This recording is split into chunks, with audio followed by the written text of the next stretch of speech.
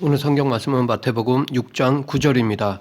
주님이 가르쳐 주신 기도는 당시의 여러 기도문과는 달랐습니다. 이방의 기도처럼 주문을 외우듯이 반복하여 중얼거리는 기도문이 아니었습니다. 종교 예식의 틀 안에 갇혀있는 형식도 아니었습니다. 즉 증언부언도 외식하는 행위도 아니었습니다. 주님이 가르쳐 주신 기도는 사랑하는 아버지 하나님을 향한 애정의 속삭임이었습니다. 동시에 거룩하신 하나님을 향한 확신에 찬 다가감이었습니다. 그리고 영원하신 그분의 소원에 우리의 귀를 기울이며 우리 자신을 그분의 소원에 조율하는 겸손한 자세였습니다. 주님이 가르쳐 주신 기도에는 한없는 자유함과 엄격한 정밀함이 균형과 조화를 이루고 있습니다. 생명은 하나님의 말씀으로만 말미암습니다. 아무리 화려하고 찬란한 조명이라 해도 그 빛으로는 절대 생명을 낳지 못합니다. 마찬가지로 사람의 잔소리는 절대로 아름다운 열매를 맺을 수 없습니다. 하지만 비록 작은 빗줄기라도 그것이 참된 빛이라면 거기서는 반드시 생명이 탄생할 수 있습니다. 주님이 가르쳐 주신 기도는 사람의 말이 아닙니다. 생명의 말씀입니다. 영원히 변하지 않는 진리입니다. 우리 신앙의 방향성입니다. 믿음의 경주를 달려내기 위한 원동력입니다. 그래서 주님은 그러므로 너희는 이렇게 기도하라 라고 하셨던 것입니다. 안타깝게도 많은 사람들이 주님이 가르쳐 주신 기도에 대해서는 무감각하지만 사람의 말에는 관심을 가지며 열광합니다. 주님이 가르쳐 주신 기도, 일명 주기도문은 예배 순서의 한 부분에 지나지 않을 때가 많습니다. 하지만 정작 우리가 주님이 가르쳐 주신 기도로 깊이 들어갈 때 영혼은 소생되고 삶의 우선순위는 견고해지며 인생의 문제들이 풀립니다. 사람들은 흔히 기도는 영혼의 호흡이라고 말합니다. 사도 바울은 데살로니가전서 5장 17, 18절에서 쉬지 말고 기도하라, 범사에 감사하라, 이것이 그리스도 예수 안에서 너에게 향하신 하나님의 뜻이니라 라고 하였습니다. 이렇게 기도를 중단하는 것은 치명적인 문제가 될 수 있습니다. 누가복음 11장 2절부터 4절과 마태복음 6장 9절부터 13절은 나란히 주님이 가르쳐 주신 기도를 기록하고 있습니다. 누가복음 11장에서 세례 요한이 그 제자들에게 기도를 가르쳐 준 것 같이 자기들에게도 기도를 가르쳐 달라고 한 제자가 주님께 요청했습니다. 누가복음 11장에 기록된 주님이 가르쳐 주신 기도는 제자의 요청에 주님이 대답하신 내용으로 기록되어 있습니다. 반면에 마태복음 6장은 주님이 산상수훈의 한 부분으로 기도를 가르쳐 주시는 내용이라 할 수 있습니다. 그런데 킹 제임스 버전 성경은 누가복음 11장 2절에 너희는 기도할 때에 이렇게 기도하라 라는 부분을 너희가 기도할 때에는 이렇게 말하라 라고 하고 있으며 마태복음 6장 9절은 너희는 이와 같은 방식으로 기도하라 라고 말하고 있습니다. 이 두 차이는 누가복음의 기록은 정확한 기도문을 제공하고 있지만 마태복음의 기록은 기도에 대한 하나의 가이드라인을 알려주고 있다는 것입니다. 우리에게는 이 두 가지가 다 필요합니다. 정확한 기도문을 외우는 것은 모든 군더더기를 다 쳐내고 가장 명료한 표현으로 하나님께 나아가는 것입니다. 여기에는 나의 자아나 주장이나 의견이 끼어들 공간이 없습니다. 오직 주님이 가르쳐 주신 표현만이 존재할 뿐입니다. 이러한 기도를 온전히 드리게 되면 우리 안에 있는 모든 것이 하나님의 기준으로 바뀌는 듯한 경험을 할 수 있습니다. 하지만 동일한 기도문을 반복할 때 매너리즘에 빠질 수 있다는 위험이 따릅니다. 내용에 대한 분명한 이해나 진정성은 없고 오직 종교 예식만 남게 될 수 있습니다. 그래서 주님은 마태복음에서 기도의 가이드라인도 알려주신 것입니다. 너희는 이렇게 기도하라 라는 말은 기도의 본질을 소개하는 것입니다. 즉 기도의 나무를 세워주신 것입니다. 그리고 이렇게 세워진 나무에 마음껏 하나님께 간구할 수 있는 가지를 치게 하신 것입니다. 마태복음 6장 5절부터 15절에서 주님은 우리가 기도할 때 반드시 명심해야 할 내용들을 설명해 주십니다. 그 중에 7절 8절에서 주님은 기도가 길다고 응답되는 것이 아님을 일러주셨습니다. 여기서 알 수 있는 한 가지 중요한 사항은 우리가 어떻게 기도하는가 보다 먼저 누구에게 기도하는가가 우선 되어야 한다는 것입니다. 우리가 기도하는 대상이 하늘에 계신 분이라는 사실이 전제된다면 우리의 기도는 변할 수밖에 없습니다. 기도의 말수가 줄어드는 것이 마땅합니다. 예수님은 말을 많이 하여야 들으실 줄 생각하는 이들을 향해 우리가 기도하는 대상이 누구신지를 말씀해 주셨습니다. 우리가 기도하는 분은 하늘의 하나님이십니다. 그리고 그분은 우리가 구하기도 전에 우리에게 있어야 할 것을 먼저 아시는 분이십니다. 성경에 보면 하나님의 임재를 경험한 사람들의 말수가 줄어드는 것을 찾아볼 수 있습니다. 하나님의 임재 앞에서 모세는 하나님 배웠기를 두려워하여 얼굴을 가렸으며 이사야는 어떤 소원을 호소하기보다 자신의 죄 문제에 대하여 한탄하였습니다. 욥과 친구들은 너무 많은 말을 한 것으로 인하여 하나님께 꾸지람을 들었습니다.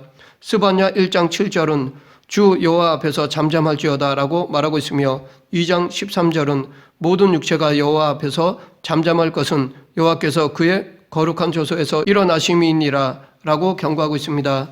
더 나아가 전도서 5장 2절은 너는 하나님 앞에서 함부로 입을 열지 말며 급한 마음으로 말을 내지 말라. 하나님은 하늘에 계시고 너는 땅에 있음이니라. 그런즉 마땅히 말을 적게 할 것이라 라고 하였습니다. 우리의 기도의 대상은 하나님이십니다. 그리고 예수님은 우리에게 그분을 우리 아버지라고 부르라고 가르쳐 주셨습니다. 너희는 이렇게 기도하라. 하늘에 계신 우리 아버지여. 하늘에 계신 하나님 아버지는 우리 아버지이십니다. 우리라는 표현은 간략하지만 다양한 의미를 내포하고 있습니다. 신약 성경은 코인의 헬라어로 기록되었습니다. 이것은 세계 정복을 위해 군사작전을 오랫동안 집행한 알렉산더 대왕 시절 형성된 언어입니다. 그리스 시인 호메로스가 집필한 일리아스와 오디세이는 고대 헬라어로 구성되었는데 이는 미적 문학적 감각이 매우 뛰어난 언어입니다. 이에 반해 코인의 헬라어는 군사작전 시 전투 현장에서 사용되며 형성된 까닭에 상당히 투박하며 정밀합니다. 군더더기가 없습니다. 그러면 수많은 언어 중에 하나님께서는 왜 이런 투박하고 정밀한 언어를 선택하여 신약성경을 쓰셨을까요?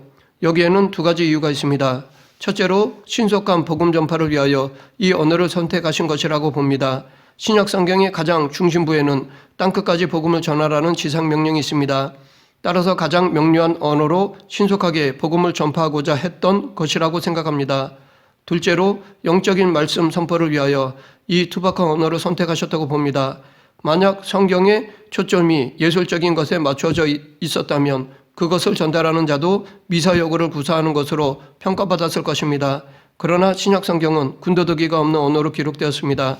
따라서 그것을 신실하게 전달하고자 한다면 전달자 역시 필요 없는 말을 최소한 줄여야 하는 것입니다. 이것은 우리가 인간의 말을 의지하는 것이 아니라 성령의 역사를 의지하게끔 해줍니다. 그런데 이 신약 성경이 코인의 헬라어로 기록되었다고 하지만 예수님이 실제로 가르치실 때는 아람어로 하셨습니다. 예수님이 가르치실 때 하셨던 말은 그 시대의 링구 아프랑카인 그리스어도 아니고 선민들의 언어인 히브리어도 아니었습니다. 당시 그리스어를 능통하게 구사하는 사람들은 지식층이나 권력층이었습니다. 오랜 세월 동안 이스라엘은 그리스와 로마의 식민지 생활을 해왔기에 정치권에 진출하기 위해서는 그리스어를 할 수 있는 사람이어야 했습니다. 반대로 히브리어는 매우 배타적인 언어였습니다.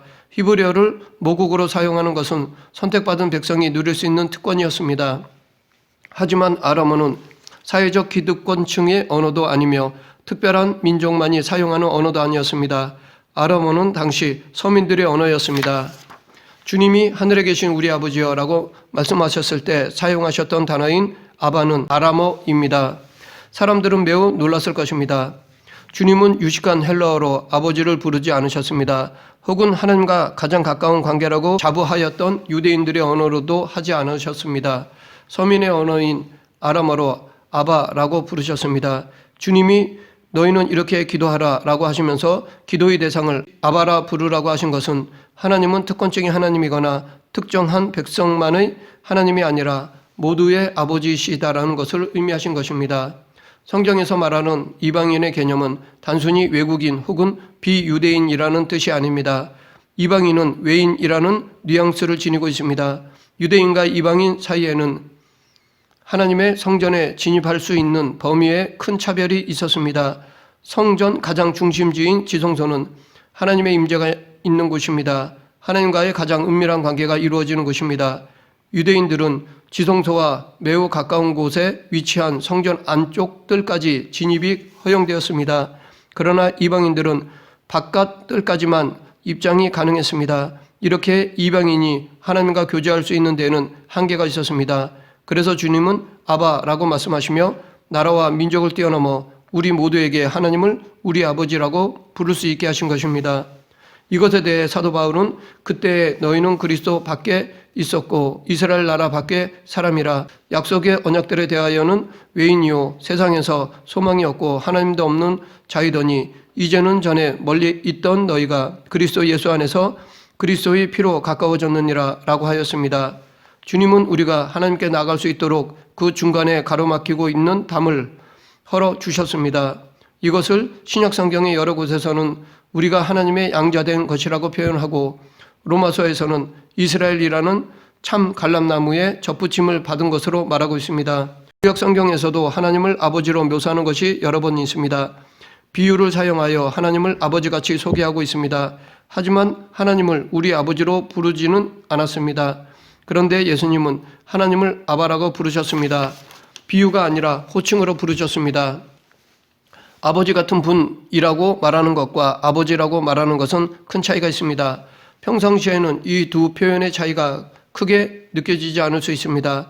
하지만 위기에 처했을 때 그 차이는 두드러집니다. 아버지 같은 분에게 도움을 요청할 때 한계가 있는 반면에 아버지에게 도움을 요청할 때는 한계가 없습니다. 고대 이스라엘은 가부장적 사회였습니다. 그러므로 아버지 하면 일반적으로 사람들은 권위를 떠올렸을 것입니다. 내가 뭔가 잘하면 아버지의 따뜻함을 체험하지만 잘못하면 아버지의 차가움을 경험합니다. 아버지에 대한 이런 왜곡된 고정관념을 가지고 있던 당시 유대인들에게 하나님 아버지에 대해 설명하기는 쉽지 않습니다. 그래서 주님은 더 구체적으로 하나님 아버지에 대해 설명하셨는데 마태복음 6장에서 아버지에 대한 잘못된 인식을 깨뜨리셨습니다. 가장 먼저 육신의 아버지와는 달리 하나님 아버지께서는 눈에 보이는 선행을 근거로 우리를 대하지 않으신다는 것입니다. 현상이 아니라 본질, 결과가 아니라 동기를 더 소중히 여기시는 분이시라는 것입니다. 즉 하나님 아버지는 은밀한 중에 보시는 분이시라는 것입니다. 예수님은 하나님을 우리 아버지로 소개하면서 그분이 어디에 계시는지를 말씀하셨는데 바로 하늘에 계신 분이라는 것입니다. 이것은 지리적인 위치보다는 지위적 위치로 이해해야 할 것입니다. 하늘에 계시다라는 것은 하나님 아버지가 우주라고 하는 어떤 피조세계 속에 존재하고 계시다는 뜻이 아닙니다. 이것은 그분의 거룩하심과 위대하심과 위엄과 권세와 영광을 나타내는 표현으로 이해해야 할 것입니다. 만약 하늘에 계신이 없고 우리 아버지만 있으면 아무런 능력 없는 육신의 아버지에 지나지 않을 것입니다. 반대로 우리 아버지가 없고 하늘에 계신만 있으면 예수님의 사역은 무효화가 되는 것입니다. 따라서 우리의 기도는 우리 아버지로 인한 안심과 하늘에 계신 분께 나아가는 긴장감이 공존해야 합니다. 우리는 역사 속에 살아가고 있습니다. 역사는 시간과 공간이라는 영역에서 이루어지는 하나님의 경영이라 할 수 있습니다. 이 역사에는 목적이 있습니다. 그 목적은 하나님의 이름을 거룩하게 하는 것입니다. 그리고 이 역사는 마침내 하나님의 이름이 거룩하심을 받는 것으로 마치게 되어 있습니다. 그런데 이 하나님의 이름은 하나님의 본질을 대표합니다. 즉 하나님의 모든 속성을 한마디로 압축한 표현입니다. 고대 유대인들은 하나님의 이름을 부르는 행위를 금지해 왔습니다. 지극히 높으신 하나님의 이름을 죄인된 우리의 입술에 담을 수 없다고 생각했기 때문입니다. 그런데 성경에 보면 하나님은 역사 속에서 당신을 점진적으로 알려주셨습니다. 처음에는 엘 혹은 엘로힘이라는 이름으로 우리에게 다가오셨습니다. 그 다음에는 여호와, 이 외에도 여호와 이레, 여호와 라파, 여호와 니시, 여호와 샬롬, 여호와 라하, 여호와 티두케누, 여호와 삼마 등등 하나님은 당신의 이름을 역사를 통해 밝히셨습니다. 그리고 최종적으로 예수 그리스도를 통하여 완전히 나타내 주셨습니다. 그래서 예수님께서 요한복음 14장 9절에서 나를 본 자는 아버지를 보았거늘 이라고 말씀하셨습니다. 우리는 이 거룩하신 이름을 더럽혀서는 안 됩니다. 만약 하나님의 이름이 거룩히 여김을 받지 못하고 오히려 더럽힌다면 우리는 심판을 면치 못할 것입니다. 과거 이스라엘 백성들이 심판을 받은 이유를 보면 하나님의 이름을 더럽혔기 때문입니다. 특히 에스겔서에는 더럽히다라는 단어가 반복적으로 여러 차례 사용되고 있습니다. 그들은 우상 숭배를 비롯한 불의한 죄로 하나님의 이름을 더럽혔습니다. 그래서 에스겔 43장 8절에서 내 거룩한 이름을 더럽혔으므로 라고 말씀하셨습니다. 그래서 하나님은 이스라엘을 심판하심으로 당신의 선하심과 의로우심과 정의로우심과 전지하심을 증명하셨고 동시에 이스라엘을 구원하심으로 당신의 신실하심과 전능하심과 긍휼히 여기심과 무한한 사랑도 증명하셨습니다. 말씀을 맺겠습니다. 거룩함은 단순한 도덕적 깨끗함만을 뜻하는 것이 아니라 성별됨, 즉 세상적인 것과 구별되는 것을 의미합니다. 여기에는 세상적인 것과는 다른 특별함과 세상적인 것보다 우선됨이 포함되어 있습니다. 우리는 이 거룩하신 하나님을 다른 세상적인 것과는 다르게 또한 우선으로 거룩하게 모셔야 할 것입니다. 거룩하신 하나님 아버지의 자녀로 거룩한 삶을 살아가는 저와 여러분 되길 간절히 축원합니다. 기도하겠습니다. 하늘에 계신 하나님 아버지, 하나님의 거룩하심을 만방에 드러내어 하나님께 영광 돌리는 그리스도인이 되게 하여 주시옵소서. 저희들의 거룩한 삶을 통해 예수 그리스도를 증거하는 자들이 되게 하여 주시옵소서. 예수님 이름으로 기도드립니다. 아멘.